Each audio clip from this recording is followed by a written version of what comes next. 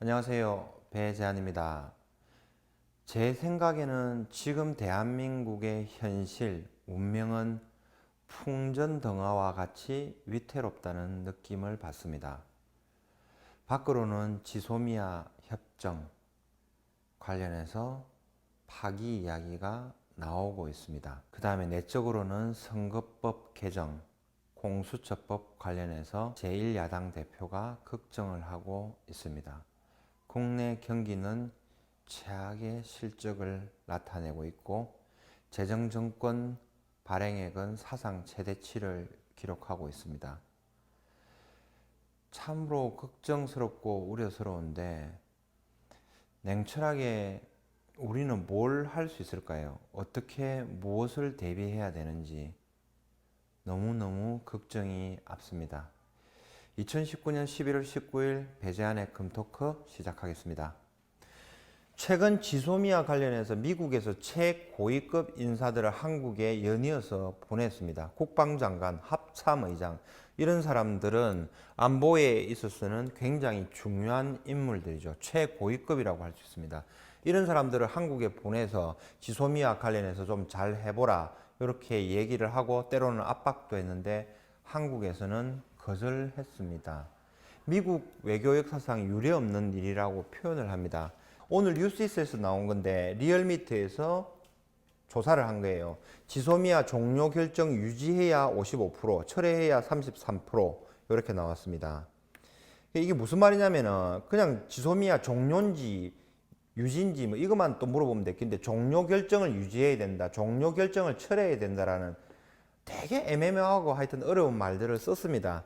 어쨌든 23일 날 0시를 기해서 공식 종료 예정입니다. 열흘새 종료 결정 유지 응답이 48%에서 55% 나왔습니다. 종료 결정 철회 응답은 38%에서 33%로 낮아졌습니다.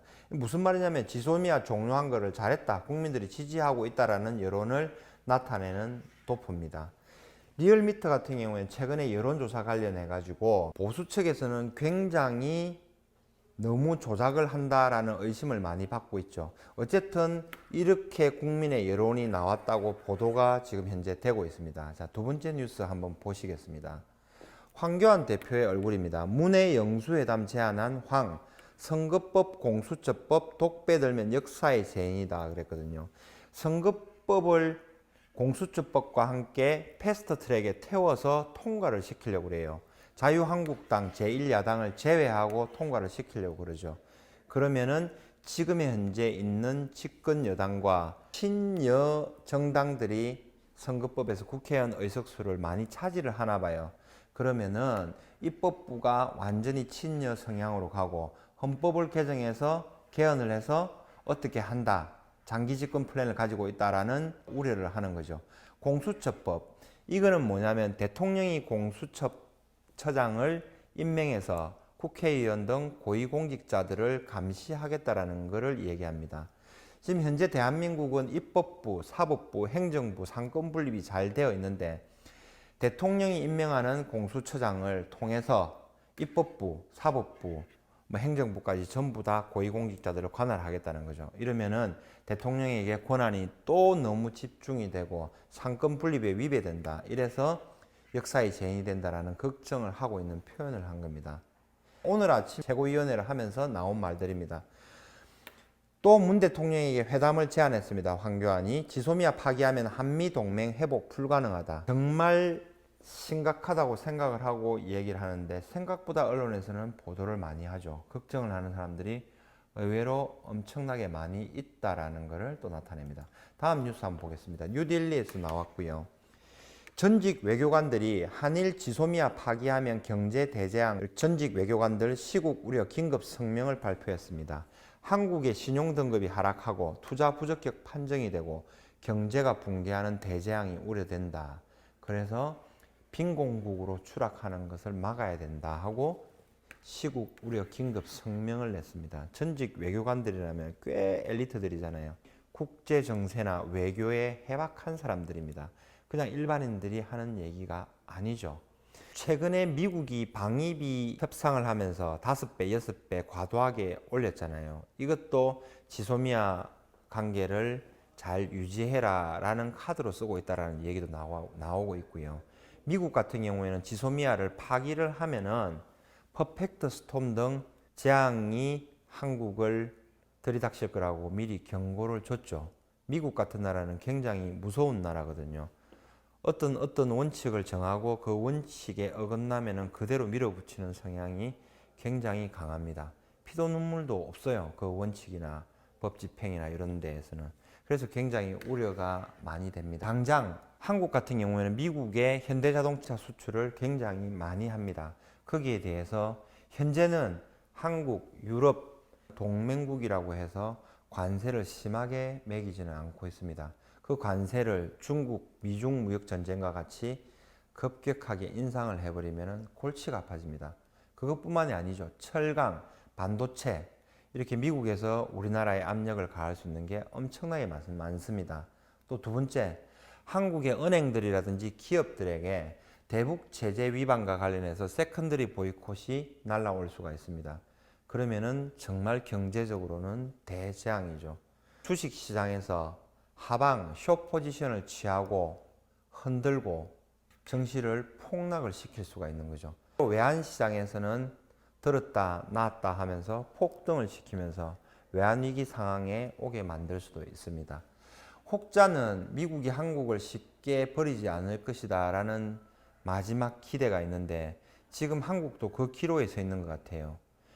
정말 일본이 나쁘긴 나쁘고 정말 저도 싫어요. 근데 지소미아를 파기를 해서 도대체 뭘 어쩌고 하는 건지 저는 알 수가 없습니다. 그냥 기분 나쁘면은 국민의 목숨을 담보로 한 안보 이런 것까지 해쳐도 되는지 너무너무 저는 의심이 듭니다. 싸울 때는 도대체 뭐가 얻는 게 있어야 싸우잖아요. 파기를 하게 되면 뭘 얻습니까? 얻는 게 없고 전부 손해만 가득한 건데 그렇게 옆에서 친구들이 말리는데 미국이라는 동맹국가를 얘기하는 겁니다. 왜 그런지 도대체 이해가 안 갑니다. 여기서 두 가지 선택길이 있겠죠. 현 정부가 미국의 압박에 이기지 못해서 지소미아를 연장하든지 아니면은 제3의 우회적인 방법으로 다시 어떤 협정을 맺든지 하면서 피해가는 방법이 있을 거고요. 아니면은 지금까지 해왔던 것처럼 그냥 무대뽀로 밀어붙이는 겁니다. 이렇게 했을 때는 정말 국민적인 대재앙, 경제 대재앙이 오는 거죠. 그렇게 되면은 결국은 일본 좋은 일 시키고 미국 좋은 일 시켜요. 그 사람들이 가만히 있겠습니까? 자동차에 현대차에 관세를 부과하면은 제일 유리한 사람이 일본의 도요타 자동차 아니겠습니까? 왜 일본을 도와주는 짓거리를 하는지 저는 도대체 이해를 할 수가 없습니다. 좀 격해지는 것 같은데 조금 릴렉스하고 또 가겠습니다. 그래서 결국은 외압, 외세를 끌어들이게 되는 거거든요. 외환 위기가 오고 경제 위기가 오게 되면은 미국의 IMF라든지 이런 손을 벌려야 될 거 아닙니까? 또 구제금융을 받아야 될 거고 그 수모를 겪으면서 또 불합리한 조건들을 다 받아들이면서 또 한국에 대한 경제 주권을 또 빼앗기게 될 거 아닙니까? 그냥 잘 해나가면 되는데 왜 그거를 시도하는지 이해가 안 갑니다. 그래서 결국은 국민들이 못 살게 되고 기업이 망하고 경제가 망하고 실직자가 늘어나고 세수가 안 그치고 그러면은 도대체 누가 이익을 보는지 저는 알 수가 없습니다. 자, 다음 뉴스 한번 보겠습니다. 정부 마통 나오죠. 연합뉴스에서 나온 거. 마이너스 통장을 얘기하는 겁니다. 재정정권 올해 누적 발행액 49조 원 역대급. 이게 또 안 좋은 내용입니다. 재정정권이 뭐냐면은 쉽게 얘기하면 국채, 지방채 이걸 얘기하는 겁니다. 마이너스 통장이라고 표현하는 거는 뭐 단기적으로 갚아야 되는 거예요. 올해 안에 마무리를 쳐야 되는 거. 보통 2개월, 1개월 만에 상환을 해야 되는 그런 현상들이 지금 나타나고 있습니다.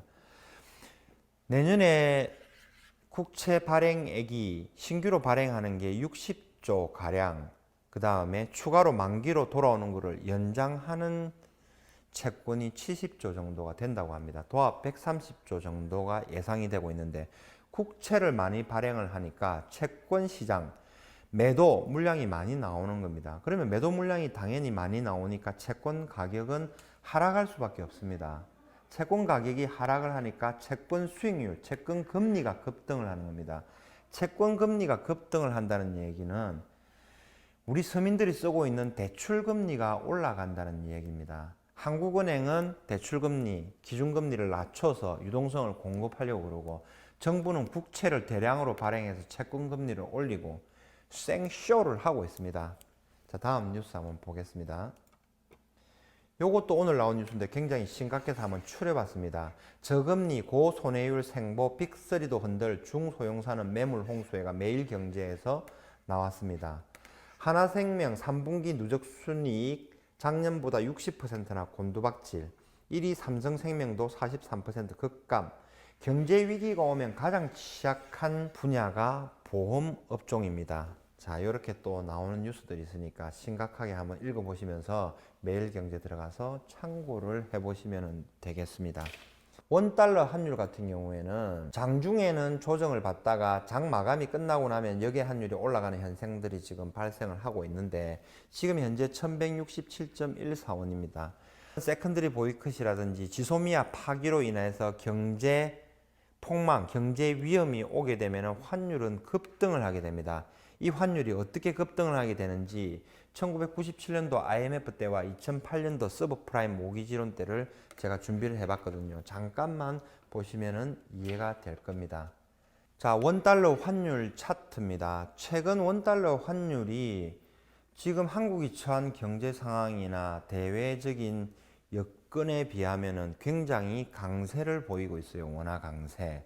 근데 이게 참 이상하리만큼 이렇게 했는데 저는 개인적으로 이때까지 한국이 쌓아놓은 경제력이 굉장히 강했기 때문에 단기간에 안 무너지고 버티고 있다라고 생각을 하거든요.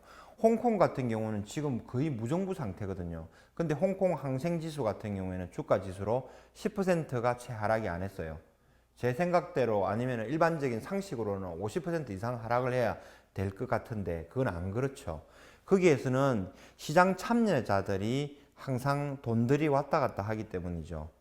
매수를 해놓은 사람도 있고 매도를 해놓은 사람도 있고 결국은 이익을 내기 위해서 그 거대한 자금들이 움직이려면 하방으로 포지션을 구축하고 본격적으로 실행하는 데까지는 시간이 상당 기간 걸립니다. 근데 본격적으로 움직이고 난 다음부터는 어떤 움직임이 되는지 한번 보여드릴게요. 1997년 10월 24일입니다. 대한민국의 원달러 환율입니다.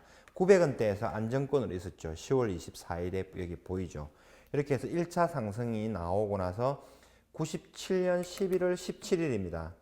989원, 1000원대 정도 왔죠.